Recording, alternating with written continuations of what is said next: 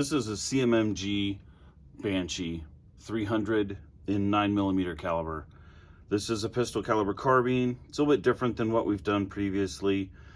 And we have one, so I figured, what the hell, let's take it apart and look at it. So pistol caliber carbines internally are a little bit different than 223, 5.56. They have to be. And I've played with the majority of the pistol caliber carbine systems that are out there. This one is a proprietary system. It's a radial delay blowback, which is fairly unique, and we're going to go over the parts and pieces which make it unique and discuss it a little bit, what makes it better, what might make it worse. This gun has been around a while. It's not like this is new on the market. There's tons of videos out there about these. Not a lot of them go into the differences compared to the other ones intricately enough to really kind of understand why this one is so much different, why it makes it a little bit easier to shoot than some of the other guns. It also makes it a little bit more proprietary because of the operating system. The barrel and the bolt and bolt carrier group are essentially, well, there's only one of them. So CMMG is the only one that are making them, and so you're basically kind of stuck with those parts. But so far, what we're seeing is that they're holding up, which is a good thing. And it's been around long enough that it's kind of tried and tested. So let's go over the gun a little bit. 70-75 T6 upper and lower. These are milled, they're not forged. The handguard 60-61. This one's painted gray. So in its shortest length, it's 21 inches. So it uses a fastback system, so I don't have to press this button to open it. I just pull it back and it locks open. But it won't go forward unless you press the button. So it's 23 and 3/8, almost 23 and a half, somewhere in that range, with the muzzle device that they put on it. This uses Glock magazines. You can tell because of the way this is set up and the angle that it's set up for. Plastic dust cover. That seems to be the new trend in ARs. Not really sure why, but whatever. This does use, it looks like a 60-degree safety throw. It's not quite 45. It's a little bit more than that. So we'll go 60-degree.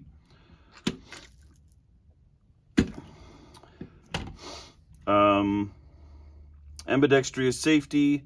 It has larger paddles on here, but the paddles aren't so egregious that they're covering up other things like the hammer pin. Comes with CMMG's aftermarket charging handle. It has a mil-spec tube. This is essentially an SBA 3 brace on their tube. And you can see the tube cuts are different here. They're not just round holes, so you can pull back. They also have these little screw holes right here. And it comes with the little set screw in here that you can put into these little grooves and then stop it from going forward, I believe. But it'll basically set it up so that it's stuck in one position if you want. It does come with QD hooks for the back here for a sling. I absolutely hate these. I think these are the worst, atrocious thing you could ever put on an AR. If you want to beat the crap out of the top of your hand while you're grabbing the gun and maneuvering, this is it right here. This is literally tear your thumb up program right here. Garbage. Take it off. Stop doing that. The whole world's gone to quick detach. This is dumb. Just put quick detach on it. M-lock. So this is a 4-directional device. You can see there's no lateral holes or cuts. Everything's going straight forward. It's 9mm. I mean, let's be real. So what's the barrel length on this one? I think it's a 5. Yeah, so this is a 5-inch barrel. These actually have barrel extensions on them. Direct blowback do not. They basically have the chamber go straight next to the bolt face. This one's a little bit different, and you'll see why when we start taking it apart. These run 1,600 MSRP, somewhere in that range. This is a CMMG handle, which ironically looks to me very much like a Magpul MOE in angle. I really wish this was more vertical like the Magpul K2.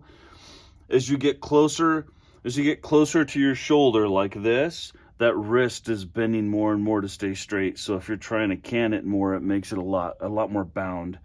So having that grip more vertical actually is more comfortable. So I would probably change this, just because I'm typically holding my ARs like this, and especially the short ones. So having that extra relief on the wrist actually helps to shoot it a little bit faster. It is not staked. I do not know why it wouldn't be staked, but it's not staked. That's kind of weird. Okay. This is a 4140 chromoly vanadium barrel. It's a 1 in 10 twist, 9mm Luger, 1/2 by 28 threads, not 1/2 by 36. 1/2 by 36 threads is an abomination. They must all go away. I'm not opinionated about that at all. That's it. Let's tear it apart. Okay, so you'll see right off the bat that this is spring loaded. We'll talk about that when we start taking this apart. Let's talk about the lower first. All right, so this is your last round bolt hold open. So my mag block has been cut out so that it's not operating that.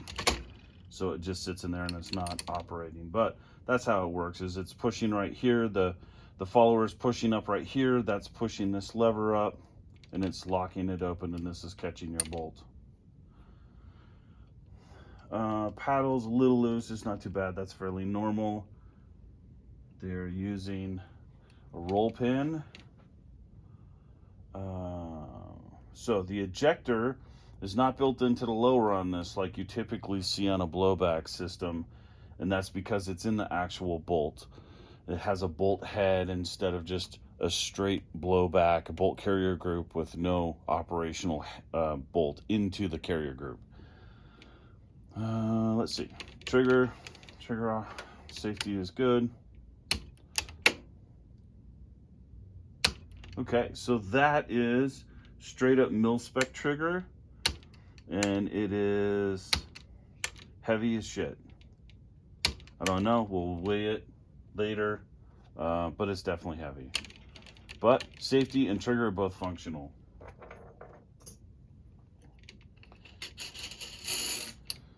Okay, so this is an AR-15 carbine spring and an AR-15 carbine weight buffer.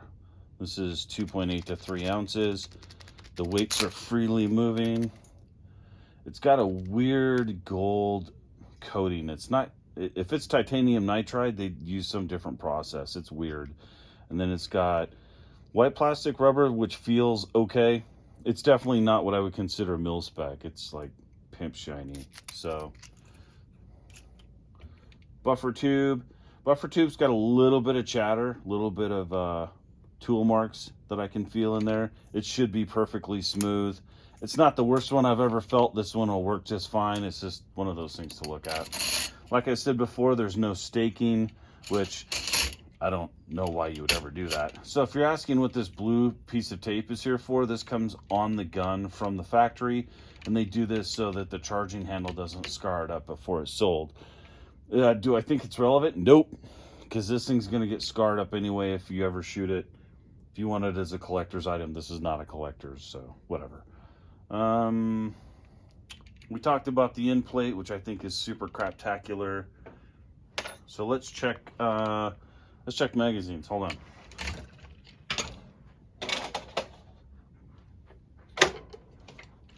Okay, so let's see if magazines are releasing. So normal Glock 19 mag, brand new, Gen 5. Okay. This is you'll see this is an X out in the back. We use this one to test mag wells to see how tight they are. As Glock mags wear, they'll start to bulge right about here as they're loading, unloading, right? And they'll start to stick a little. So this one is definitely bulged, and I know, and I brought it in. It's one of my old competition mags. So we brought it in so that we could use it as a test gauge. Yeah, it's definitely tight. So the mag well in this thing is fairly tight. Glock 17 mag, brand new. Okay, used KCI mag. This should stick in everything known to man. It should never fall free. If it does, then your mag well area is pretty loose. Oh yeah, dude, that's that's tight like prom night. Wow. Okay, brand new Glock fun stick. Yep. So, it's a fairly tight mag well. The dimensions look correct. From the years that these have been around, we know that the angle is correct. If they had feeding issues, we'd have heard about it by now. So, that's pretty good. Kind of impressed with it a little bit. There are a few things I would change. Tiny little things are really minor. The trigger sucks, but you know, what are you gonna do, right? Okay, so the upper. The charging handle is proprietary. It does not look like it was made by any of the other companies like Radian or Ultor or any of the other companies like that. It looks like it's a homebrew. Big charging handle paddles on the side. That's cool. I'd like to see this to be a little bit stronger, possibly. It kind of feels chintzy, really, compared to like a... So BCG, or... BCM and Radian are the top of the line right now, in my opinion. Everything gets weighed and measured by those two. And this feels a little bit chintzy out here on the shaft portion. So the bolt carrier group, will go through this a little bit closer. You can see it's got a standard M4, M16 cut on the bottom. It has a hole back here. This is so that you can add a weight to it and put a roll pin through the weight in the carrier if you wanted to make the carrier heavier. I don't know that it's necessary in this one. You can see that the gas key is cut out here, and it has a round cam pin, and that this bounces forward. Okay, we'll go through more of this when I take it apart and we look at it here shortly. So 5-inch barrel, muzzle brake is just a 4-directional device, real basic. It's got a crush washer. The hand guard is held on by a key down here, and we'll take this off and check these out in a minute. Everything else looks pretty good. Let's try Midwest Industry URR. So the timing is correct, and it's nice and snug. It's not super tight, so that's pretty good. So the hand guard came off. It's a metal barrel nut. It uses a key right here in the system, and it locks into the barrel nut right there to stop it from coming forward or going aft either. I don't see any lateral lock. A lot of times the Midwest Industries or the BCM, you have some sort of key up here on the tang that stops it from twisting. This was extremely tight on this barrel nut. You can see that there's aluminum remnants on there. That's fine. It's not going to hurt anything. I think it's tight enough that you would be very, very difficult to twist this accidentally. But it could happen if it got hit next to something just right. It could pop it and twist it a little bit. I wish there were little tabs up here, right here, that would lock in here, or if there was some sort of tab down here that held it in place to stop it from potentially twisting. I do think it's tight enough, and it's so small that would be a super rare occurrence, but you know, I don't know. It's just one of those little things. There was no retainer on these screws for the handguard, so I'd like to see some Vibratite or some blue Loctite on that. It's just a basic crush washer with the 4-directional device. All right, so let me find a wrench for this, and then we'll figure out what What foot-pounds are you using to torque that on? Oh, so 45, it popped loose. So it's somewhere in between 35 to 45 foot-pounds on that barrel nut, which is within spec. That's fine.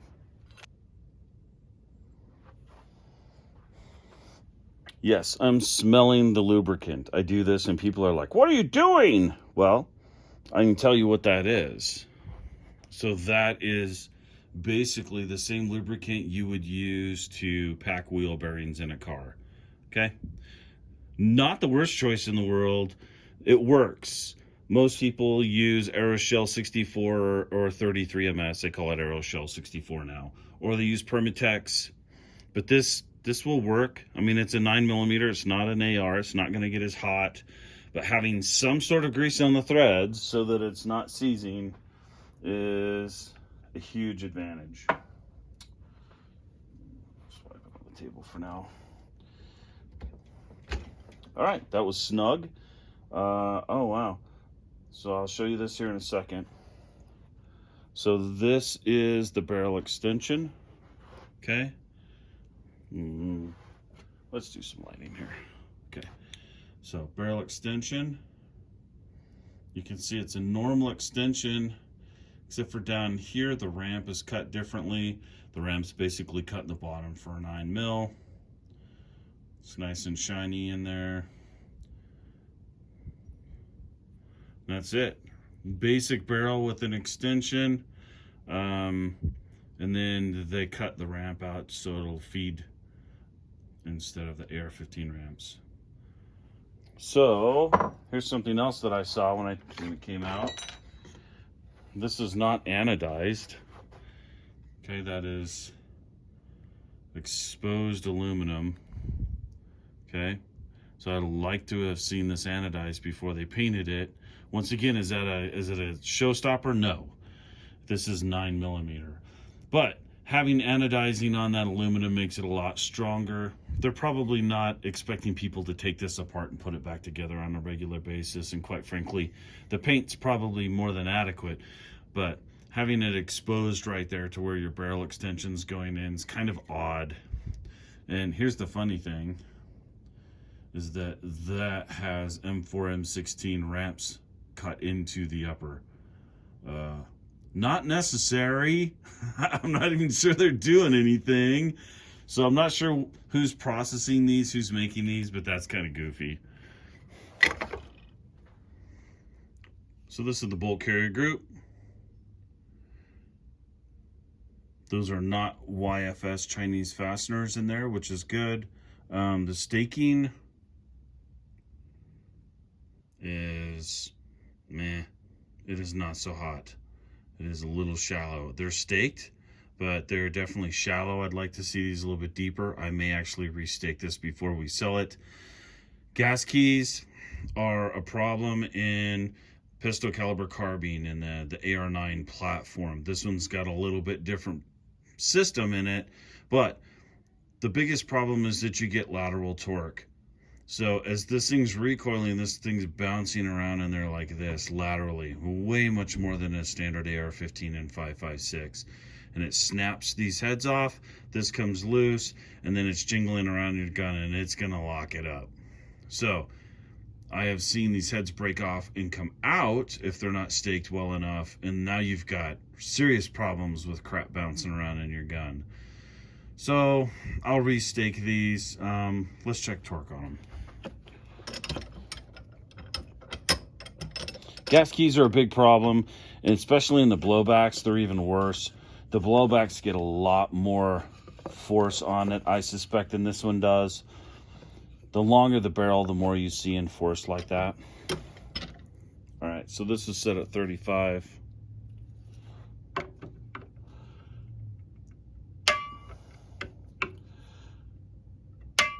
Okay, so they're at least 35, so they're in there pretty tight. All right, so we went over the bolt. The bolt has this word cut out to accommodate the cam pin. The cam pin goes in here. If you don't have that cut out, you can't take this round cam pin in and out. You'll see it has a directional marker on it. because it's not really camming the same way. It's just camming, if you look at it, it's just camming essentially, there you go, straight back and forth. It doesn't have kind of a whoop as it's moving. And the directional arrow is to show you where the firing pin goes through, so that should be lined up forward and aft when you're putting it back together. The bolt carrier group is essentially an AR-15 bolt carrier group redesigned to accommodate the 9mm. It's got a 9mm dimension. It has a few different cutouts, so you can see it's cut out differently there. It uses an AR-15 style extractor right here. As a matter of fact, it probably is an AR-15 extractor. They are using a 4-coil spring that's fairly soft, a center buffer, and a donut. So what I have found is that in straight blowbacks, if you use all of this back here, it's not going to run. Most of them run with no donut, a really super soft coil, and maybe the inner buffer. I have seen some that to get them to run properly, you have to just do the 4-coil spring. You need a lot less tension on your extractor to make them run in regular blowbacks. This is not a regular blowback. This is a radial delayed blowback. So they probably have added this because they know that it works properly and it makes it last longer. If you're having extraction problems, I take that donut off and then try it again, and it'll probably resolve any of your issues. So, radial delayed blowback. If you see, there's a 45-degree cut right there, essentially 45-degree cut on all of the lugs. Those are causing frictional delay against the barrel lugs, the barrel extension lugs. The barrel extension lugs are cut normal like you saw earlier. These simply just roll on that one edge, okay? So it goes in, and it'll lock in place from the cam, and then it'll unlock, but it never truly does a 90-degree lock set. This stops that from happening, but it causes enough friction to slow the system down. And that's really what you're trying to do, is slow the system down. The spring that goes back here will allow the system, the bolt to reset forward within the cam. So that spring, this one right here, which looks a lot like a cut down mag release AR-15 spring. It's very similar, but it allows it to come forward, push it forward, and start your system all over again before it goes back and locks and twists and holds it in place. So you're using the spring for the reset instead of gas and movement. Okay. Firing pin is a normal AR-15 firing pin, and it moves freely in here for the most part. There's a bunch of packing grease in here I haven't cleaned out. Ironically, the minimum for gauging it, okay, so I'm hitting,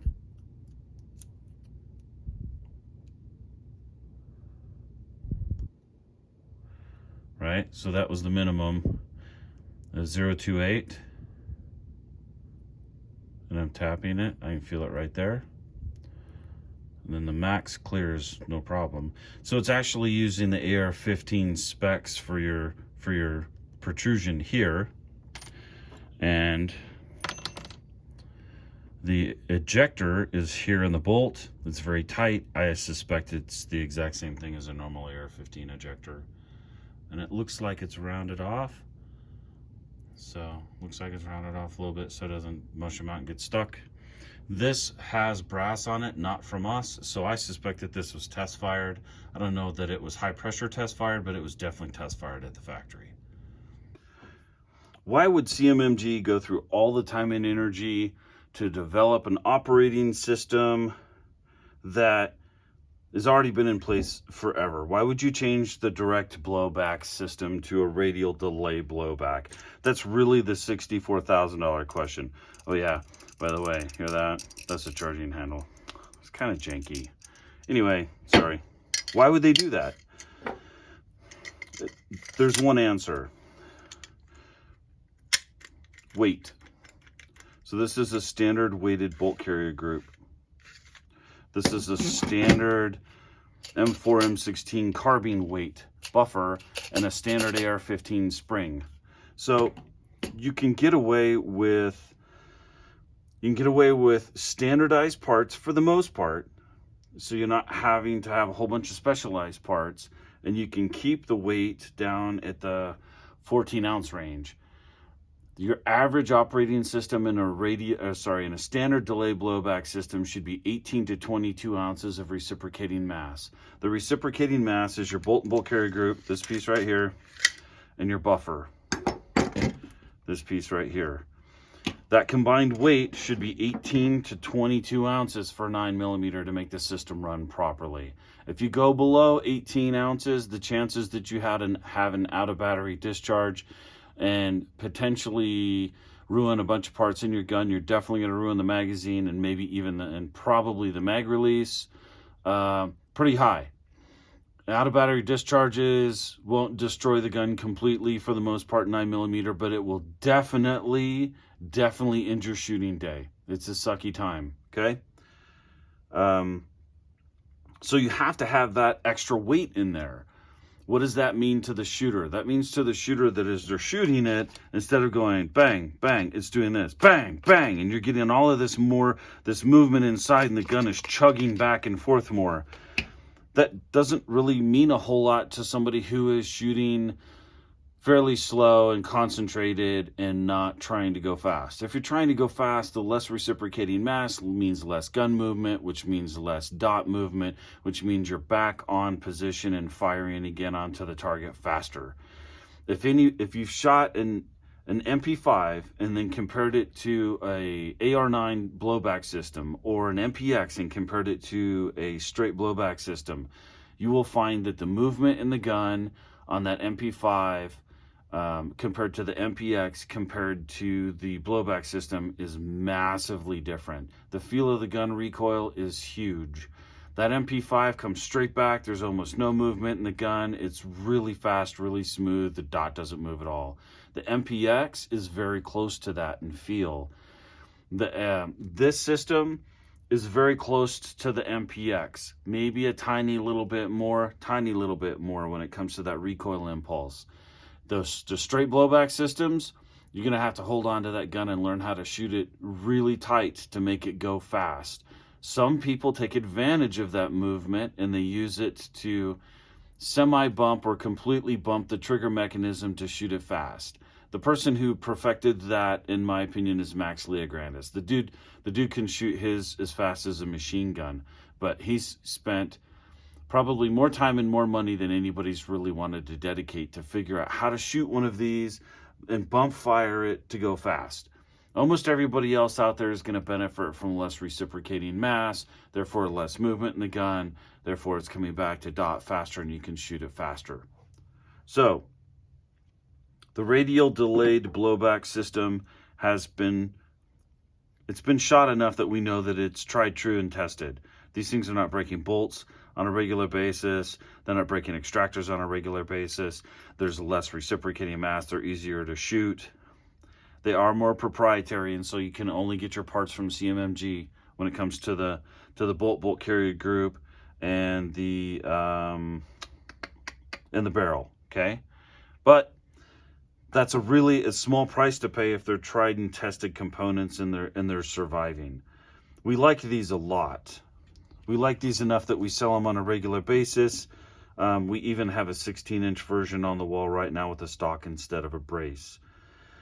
It's really hard to get one of these to out of battery discharge because of that delayed processing system. You really can't get the firing pin to go forward unless you go back to my out of battery discharge about AR-15s. All of that will apply to this one also. But it's way harder to get one of these to out of battery discharge than it is a straight blowback AR-15. So they're safer, they're easier to shoot, they do cost a little bit more, really minor a little bit more. There are some parts I would change on this. I would make this a more vertical. I would probably change the buffer to a mil-spec buffer. I don't like the way this one looks. It bothers me. I would definitely take this janky piece of shit off right here and put a QD mount on it. The trigger is ferocious in this, and I would literally put a hyperfire in it immediately. I would take it out and put a hyperfire in it, and then put a red dot on it and go shoot the crap out of it. So, a great gun. These are really great guns. I'm a picky bitch when it comes to PCCs. I shoot them competitively, and so I have very specific desires about what I like.